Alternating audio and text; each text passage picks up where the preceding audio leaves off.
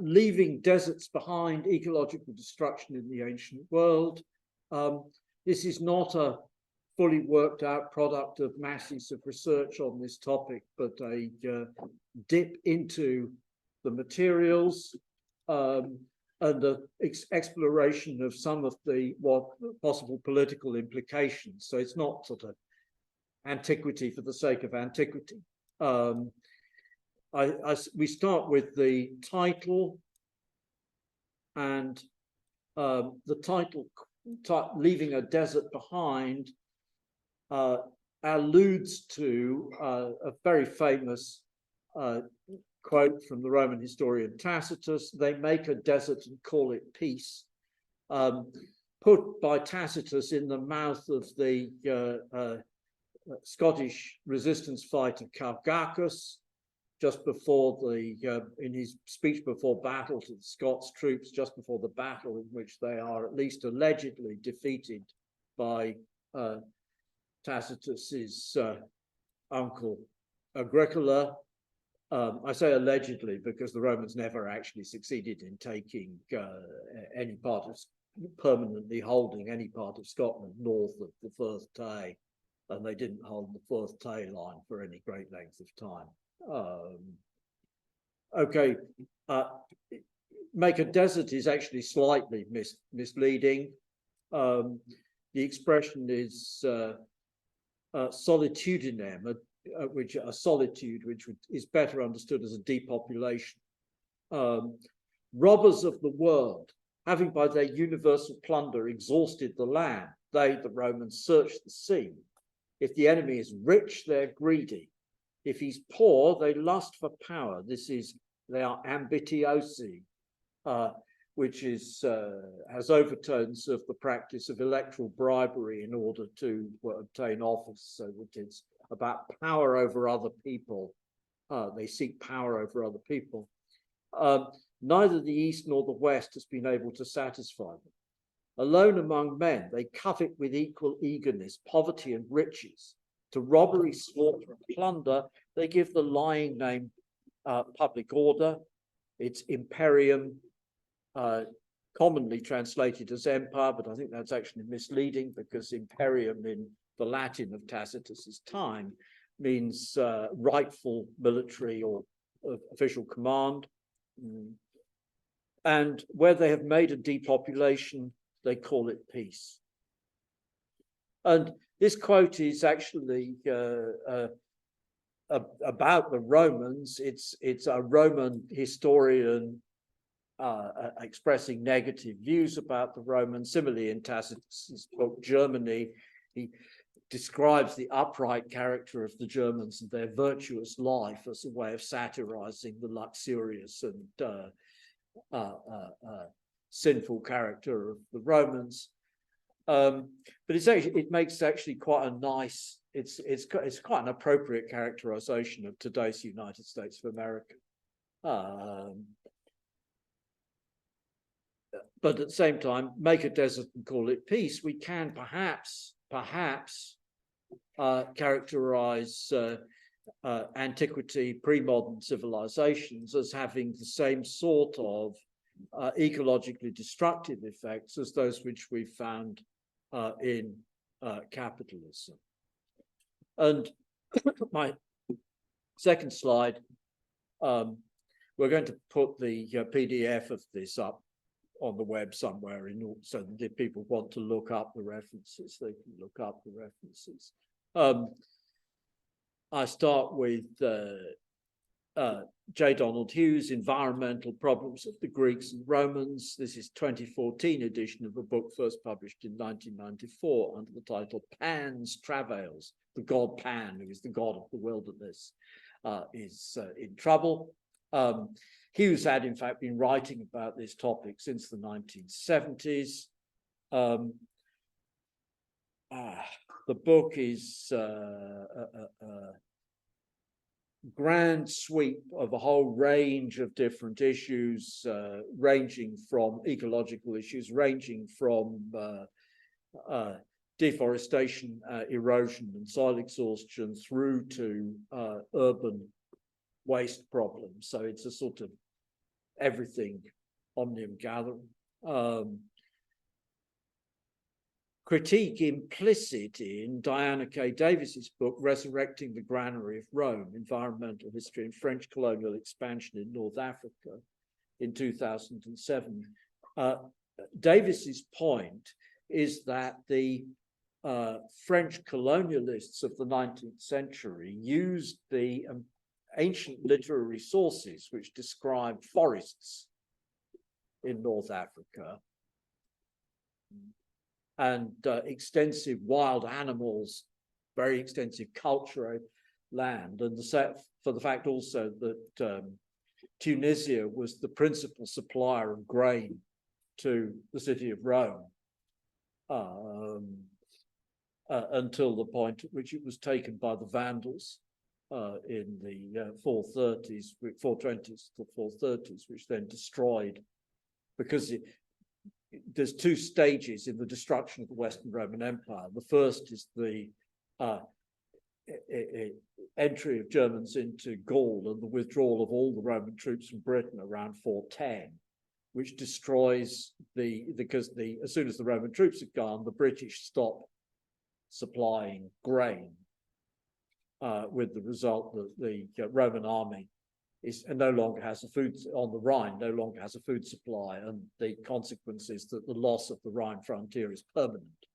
And then the second stage is the Vandals, who came across in 410, get into North Africa and take what's now Morocco, Tunisia, and eastern Libya, and stop supplying the city of Rome with grain, with the result that the Italian army, the central field army of the empire, no longer has food supply.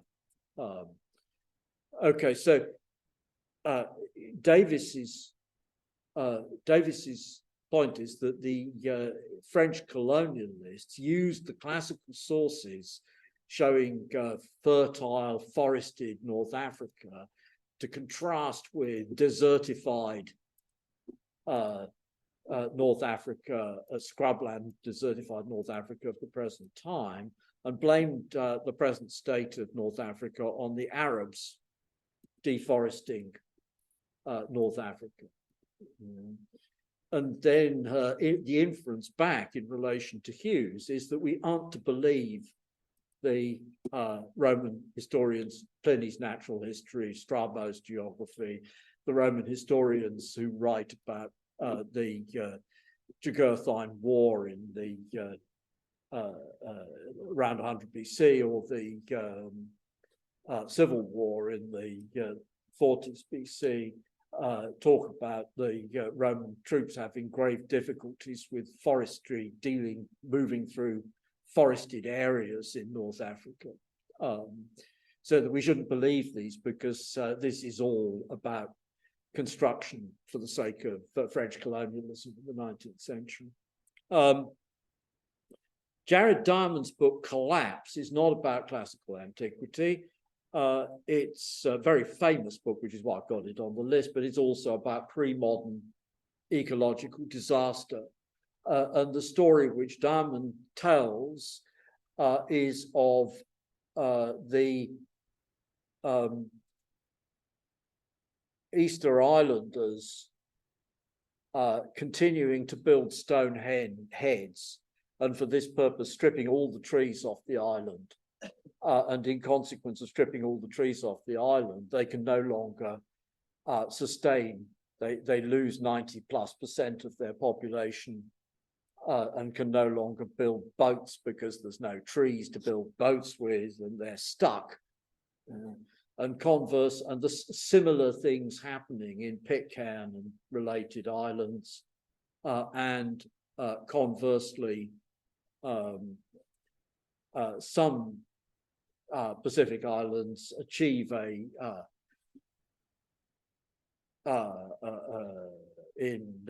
Diamond's view, a sustainable setup. Tacopia, for example, by institutionalizing petty war as a means of population control. This is his view. The New Guineans have the same institution, but also practice replanting trees in their gardens. They garden and they practice replanting trees in their gardens. Diamond characterizes the Maya as having collapsed due to over exploitation of water resources, and similarly the Anasazi, in Western United States, and then similarly he characterizes the ecological survival or collapse of Orkney and Shetland, Iceland, and the Norse colony in Greenland, which he regards as having collapsed because they insisted on hanging on to Christianity and building big churches at the expense of importing things which they needed to, importing timber at the expense of things which they needed to survive, and church festivals. So anyhow, that's the general character of Diamond's. It's more complicated than that. It's general character of Diamond's story. And similarly, we have critiques of Diamond, very extensive critiques of Diamond of one sort or another. I've given a couple of examples.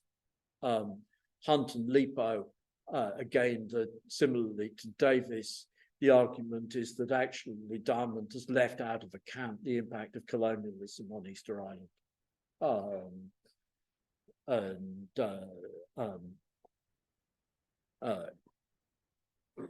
The general view of quite a lot of the anthropologists is that Diamond has constructed a schema of ecological crisis, which is primarily a Malthusian schema, that it's a story about human overpopulation leads to overexploitation of natural resources, and the solution is to find means which involve chiefly population control.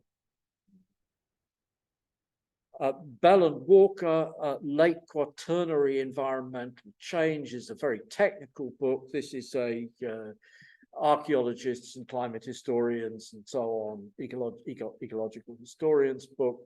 There's a couple of chapters on deforestation and consequential issues in the Roman Empire. Robert Marks, China, Its Environment and History, 2012. Oh, God. Is grand narrative of the history of China in its environmental context and the ecological impacts of Chinese society on the Chinese environment, with a running up all the way to the present, with the underlying theme that Chinese civilization is unsustainable.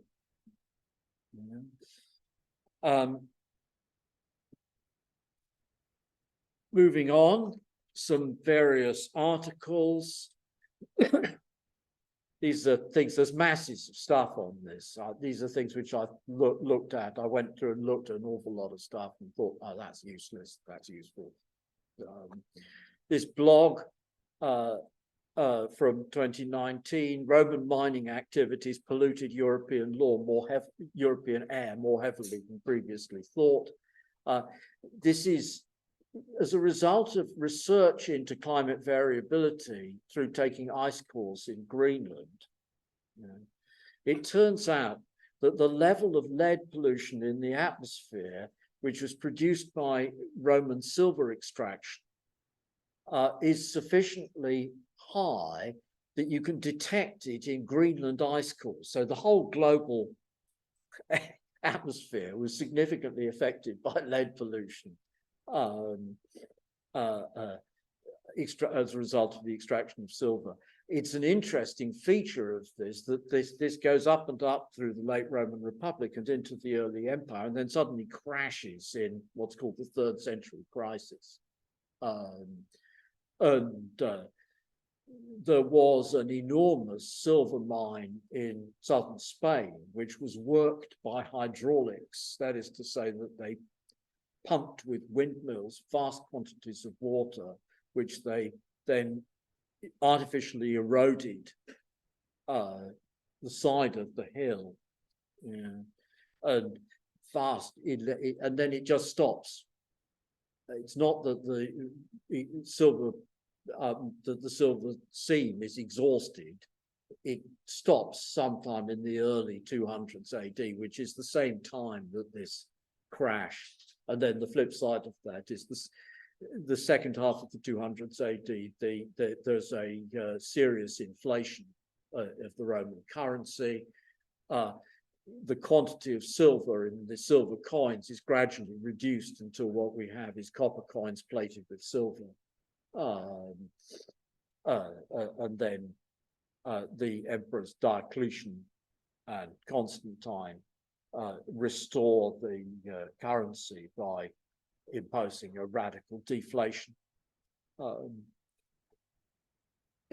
So that's one side of lead pollution, but the other side of lead pollution, which I haven't put on the slide, is that it has been seriously argued by medics, though not so much by Roman historians, that the fact that Romans used lead, the Roman upper classes had lead pipes providing their water supply, and they also used lead as an artificial sweetener in wines and sweet dishes. And using lead as an artificial sweetener in wines is a real no-no, because you wind up with serious lead poisoning and brain damage as a result of it. The medics who have taken this view had argued that the Roman Empire declines because of decay in the mental capacity of the elites, because the elites are all poisoning themselves with lead poisoning by the use of lead as an artificial sweetener in their booze, and in flash, fancy eating. The ancient historians are pretty, I have to say, are more or less uniformly skeptical of this story. But the fact that they are doing serious lead pollution, apart from anything else, it's a problem because it sort of assumes that it's the elites, that there's no way of solving for the elites suffering from lead poisoning. Where the reality is that the later Roman army, decreasingly run by the elites and increasingly run by people like Diocletian or Justin, who rose from the ranks and therefore will not have been poisoned by lead pollution in their teen years. There may be a relevance to the notorious fertility crisis of the Roman aristocracy, which they endlessly complained of from time of Augustus onwards. But nonetheless, the pollution is real. 3 pieces on land use and deforestation.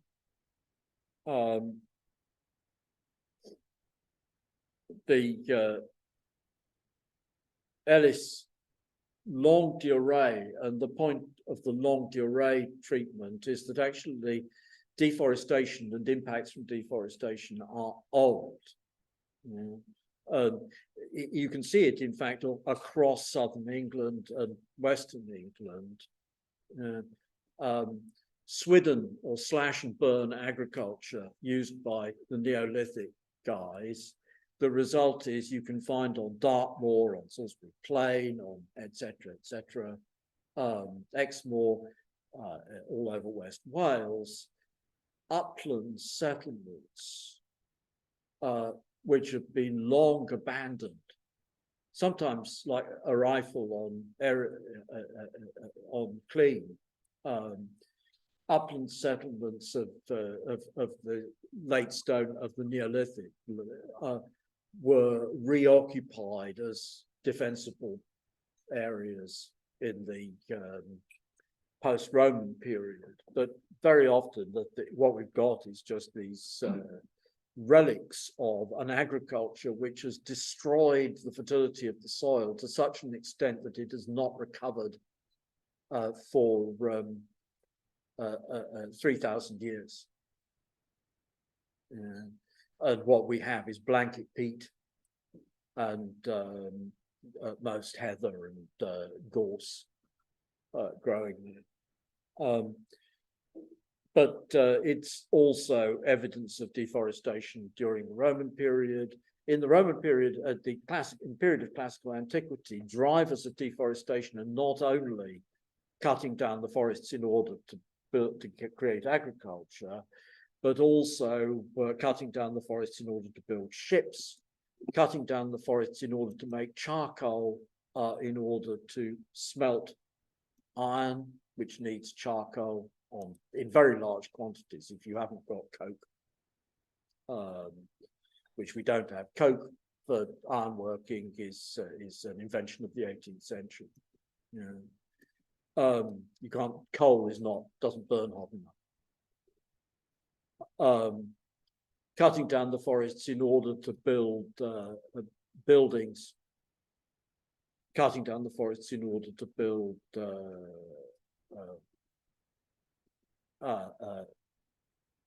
provide props for mining, for added mining.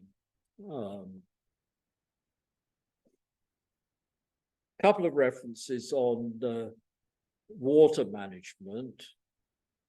Oh, I didn't mention the Haberline BA dissertation. Essentially, Haberline is engaging in the debate between Hughes on the one hand and Davis on the other hand. There are other participants in this debate, and is arguing fairly carefully, in spite of its being an undergraduate dissertation, it's a careful argument that the Roman literary sources are not to be treated as exaggerating the extent of forestation in North Africa in the period. Water management, we have Hübner's article, very interestingly, 2020, argues that the drying up of the Fayoum, which was a depression in Egypt, which was one of the main grain growing areas, it had been a lake.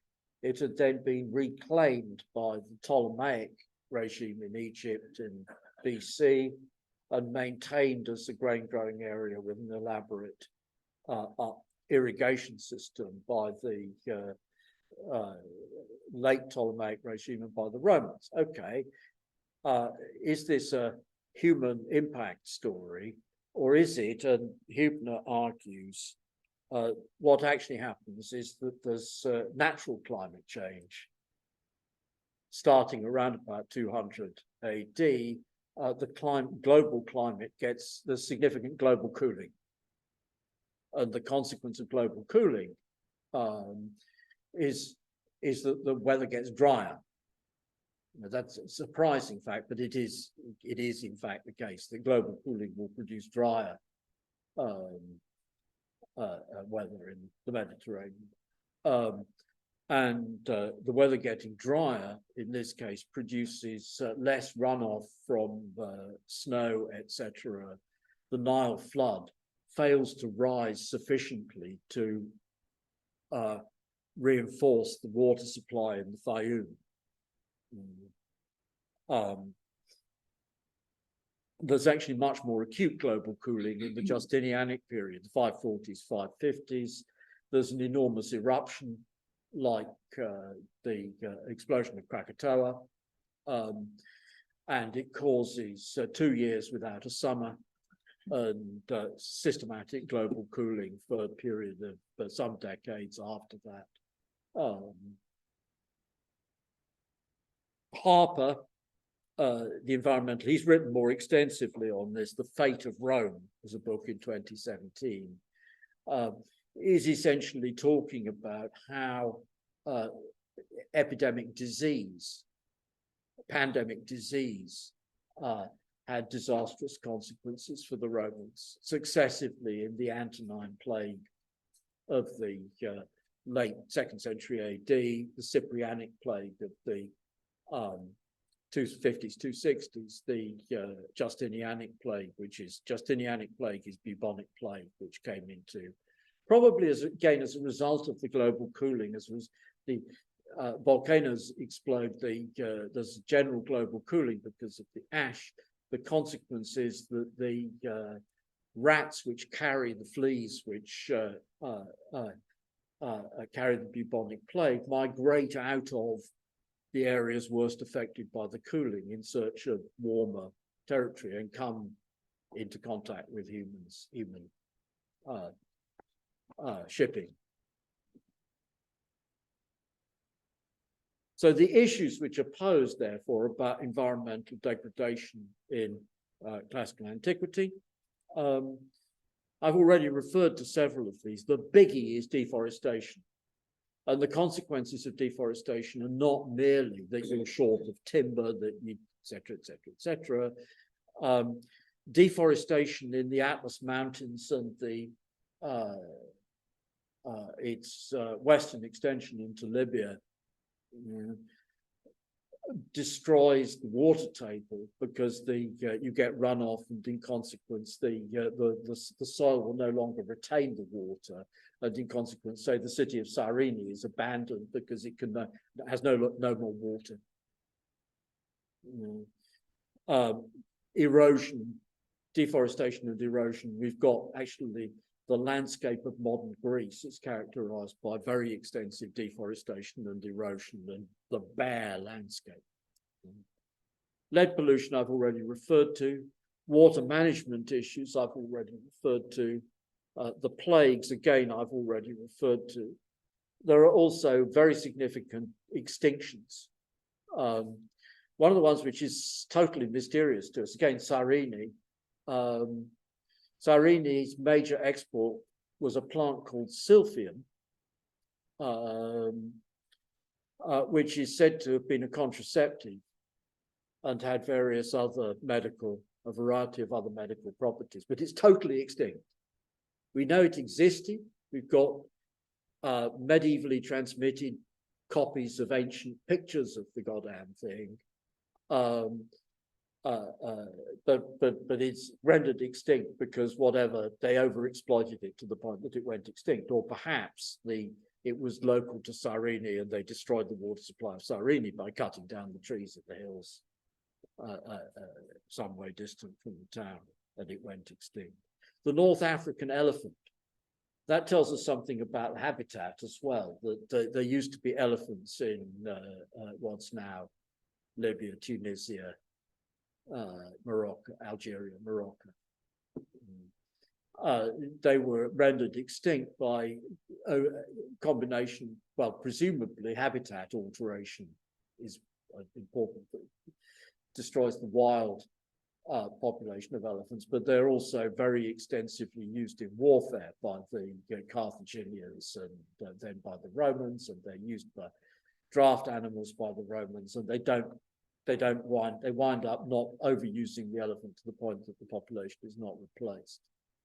The European lion and all the big cats are all large predators, are all rendered extinct, probably by demand for animals to have Christians thrown to, or otherwise used for wild beast fighting in the arena, which is just a remarkable example of entertainment as a climate change operation. But that I think is, to be honest, I think it's probable that humans would have rendered the large predators in Europe extinct for reasons of being concerned about predation on livestock without it being the fact that the Romans consumed them all for their land. Okay, next is all this work has to be read with a considerable amount of caution. And why I say that it has to be read with a considerable amount of caution is because there are agendas which are present in this American literature on environmental damage in pre-modern society, which mean that we have to be cautious about it. The first is whataboutery. Whataboutery is an expression which is usually used by the supporters of US foreign policy to say, you must denounce Putin's invasion of Ukraine. And no, it's not relevant that the United States unilaterally and without legal justification invaded Iraq or has done X, Y, and Z. But nonetheless, actually, so in this case, it's the reverse. What's in question is saying, yes, it may be the case that we're ecologically destructive, but humans have always been ecologically destructive. And the China, I may be being unfair to this guy, but the overall narrative of this seems to me to be a part of the same story. And in a sense, actually, all of this has the character and the critique of Diamond on Rapa Nui Easter Island. There's a sense in which the enlightened colonizers are to overcome the ecological problem created by the barbarian peasants, barbarous nomads and peasants.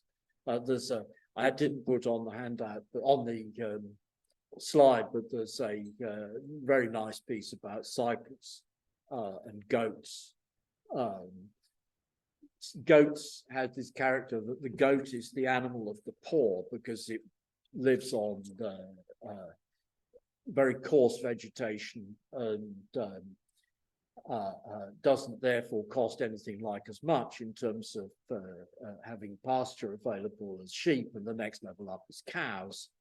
Pigs are also the animal of the poor, but that's more of the urban poor, that people used to keep pigs in their back gardens. My ex's grandmother kept a pig in her back garden in St Helens in Lancashire in the Second World War and after. It supplements the, anyhow, that's secondary. But the point being that there's a class aspect as well as a colonizer aspect to the disapproval of goats. But this is about the terrible behavior of the poor in causing ecological destruction. Secondly, and the same issue in a different way, very clear in Diamond, but actually clear in all of this work, that there's an underlying Malthusian agenda, that is to say, that it's nature of the human species, that we naturally overpopulate, and if we don't and then nature takes its revenge on us by causing pandemics and ecological destruction and starvation. And I haven't put up the famous quotation of the Feast of Malthus, which Malthus, I can't remember, in his second edition or his third edition of Principles of Political Economy and Population, put in that the man who comes into the world without any property has no right to be there.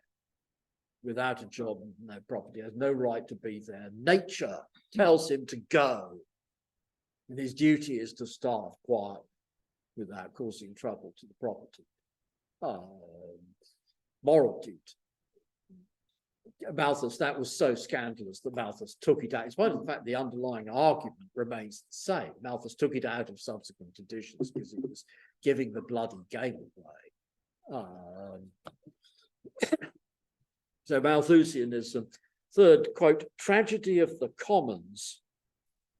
This is a guy called Garrett Hardin, wrote a very famous article in Science, I can't remember the exact date, called The Tragedy of the Commons, in which he argued that common resources without private ownership inevitably result in everybody overusing or failing to maintain.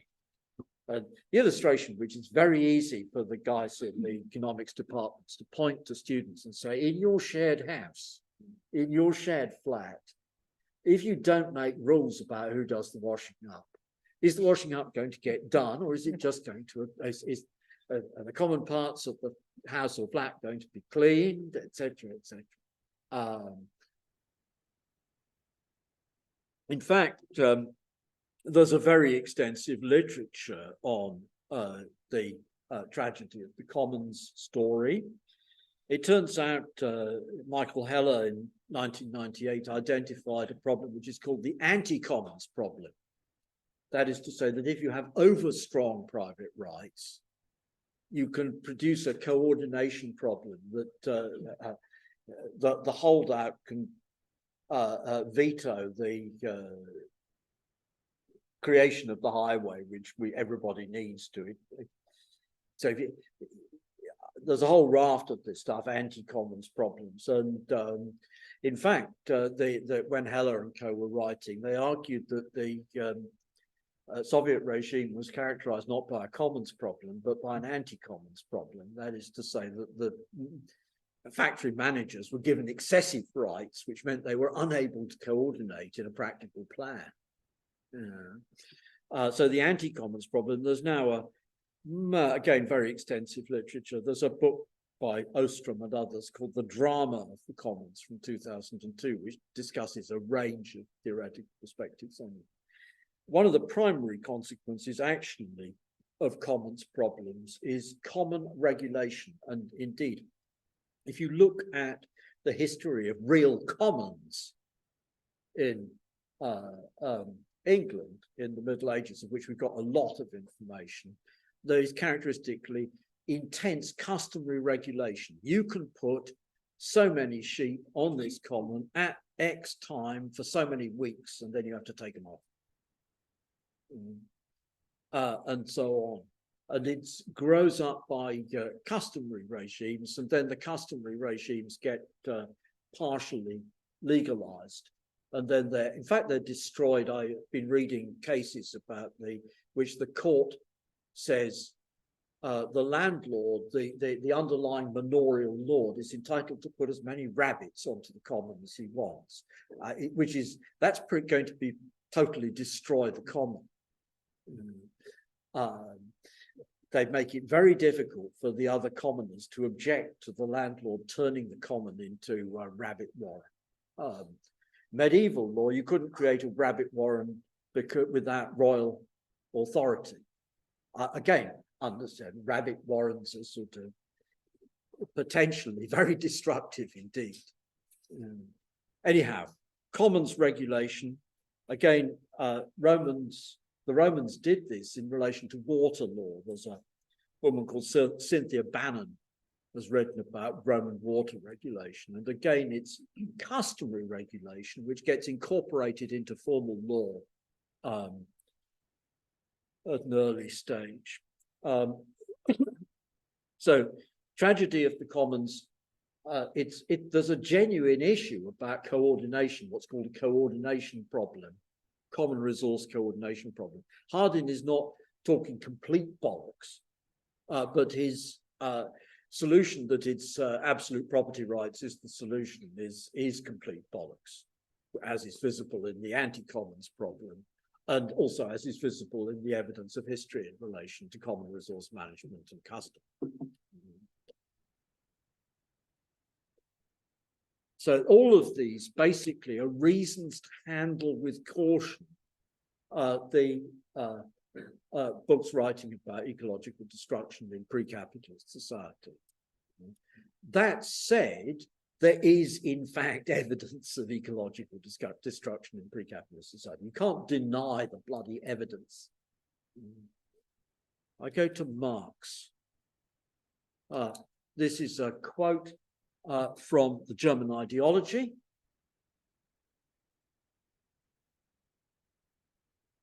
The development of productive forces is an absolutely necessary practical premise for communism, because without it, want is merely made general, and with destitution, the struggle for necessities and all the old shit, the old Scheiße, would necessarily be reproduced.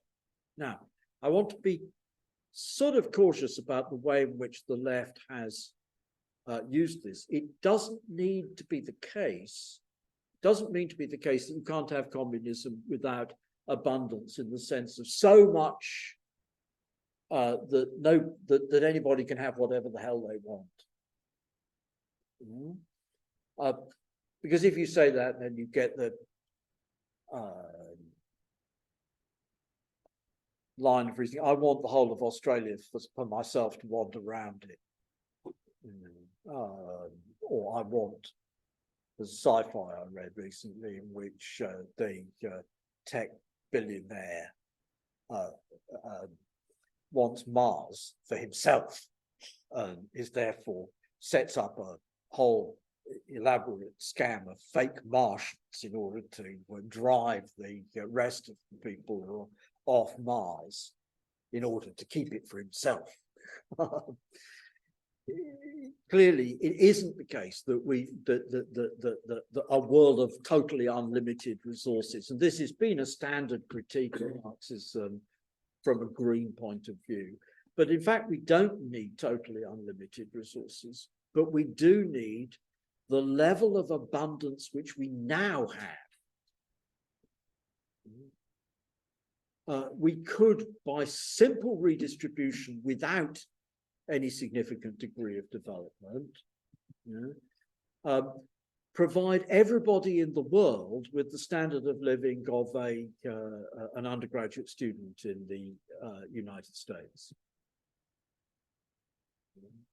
Where D. Halaby has calculated it out. Okay, the practicalities of doing the redistribution mean that that doesn't work as but it's a sort of, it's an equivalent of the Stand on Zanzibar.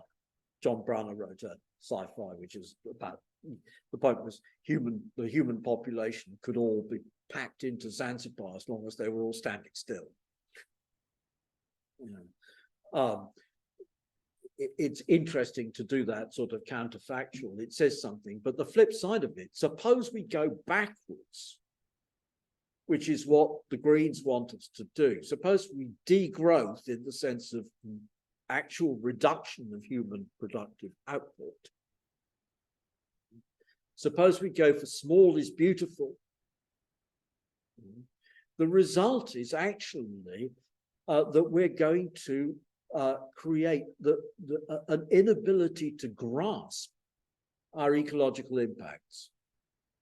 And that actually is the problem, which is that there are real problems represented by this, and real problems represented by these books, which is that it's hard for the society, without the level of technology which we have at present, the level of division of labor, the level of scientific development, it's hard to understand what we're doing.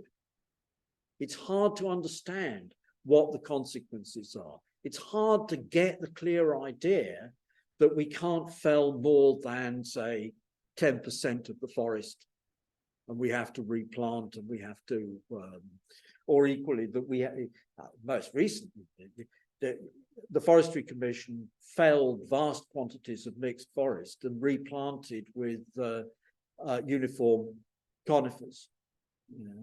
It turns out that doing that renders the resulting forest liable to tree diseases because you've got too much of a monoculture. And the same is, of course, true of factory farming, et cetera, et cetera, et cetera. So there's no way back. We have to think of a way forward, which is a different way of thinking to our relationship to the world, which is not about rewilding, but is about caretaking or gardening or whatever, thinking of ourselves. And here's a second Marx quote. This is from Capital 3. Even a whole society, nation, or even all simultaneously existing societies taken together are not the owners of the globe. They are only its possessors, its usufructuaries, and like boni patres familias, which is good fathers of household, good heads of household, but the standard English law translation of it is reasonable men. The gendered expression is intentional, but actually one could perfectly well set the test as boni matres familias, good mothers of household. They must hand it down to succeeding generations in an improved condition. This is Capital 3, and it's on ground rent. And that's in passing, a comment in passing there. But actually, that's fundamentally different way of thinking about this than the standard green, which is actually retro, in favor of retro stuff.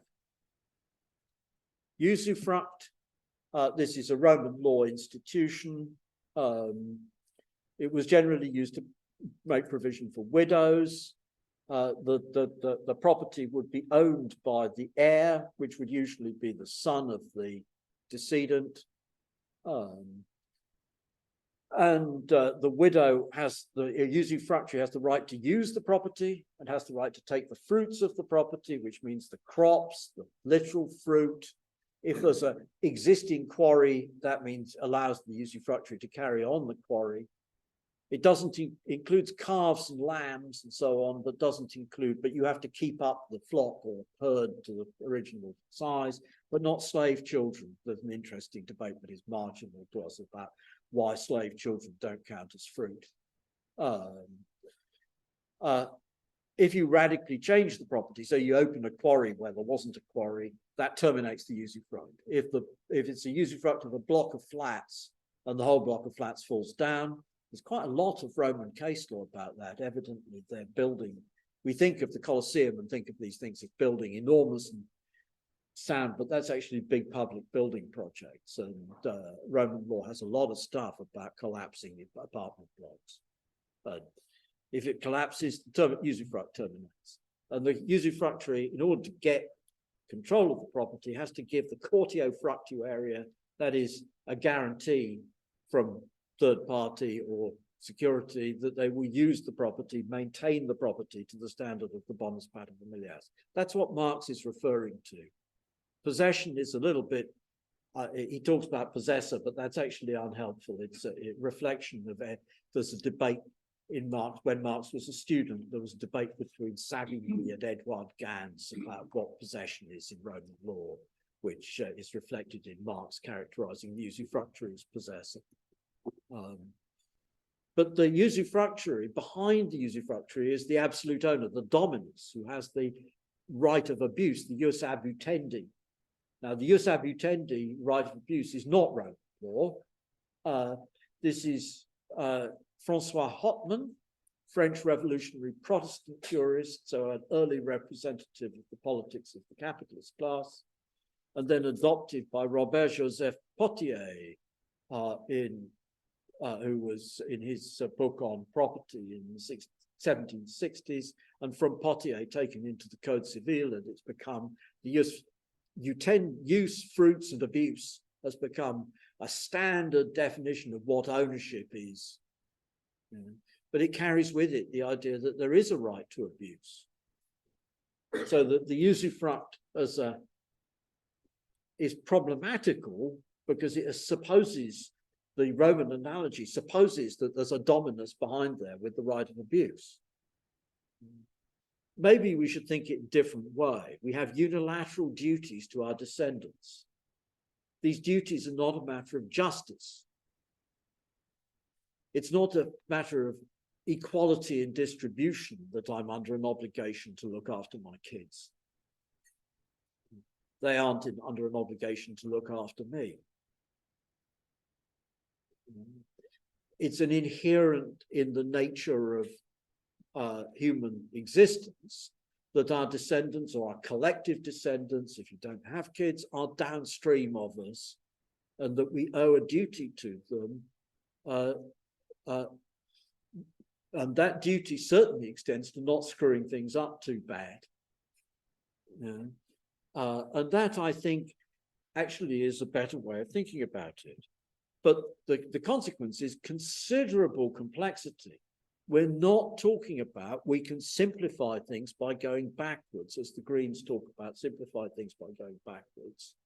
We're talking about how do we manage the complexities of this world of however many billion inhabitants it is,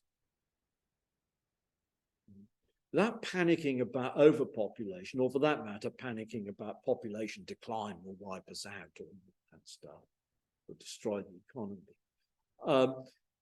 I refer to, Yasmin, sent us this information. There's a guy called Mackay who's written a book called Sustainable Energy Without Hot Air in 2009. It's freely available online.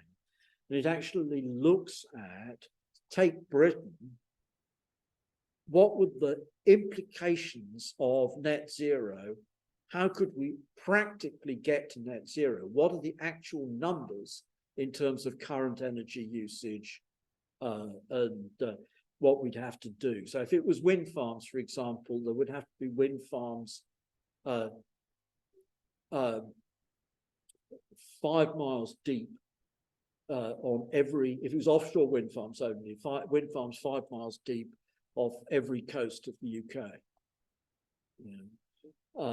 Because people are just not worked the numbers about what's needed. And so what Mackay is doing is working the numbers of things which we could do in order to get to net zero. The conclusion I drew from that actually is that getting to net zero is something which you can't do in one country. Just you can't do socialism in one country. You can't do net zero in one country. It needs us to think about division of labor, tasks, what is to be maintained and what is to be got rid of on a global scale and at least on a European scale, because on a European scale, in principle, we could take the continent of Europe out of the regime of capitalist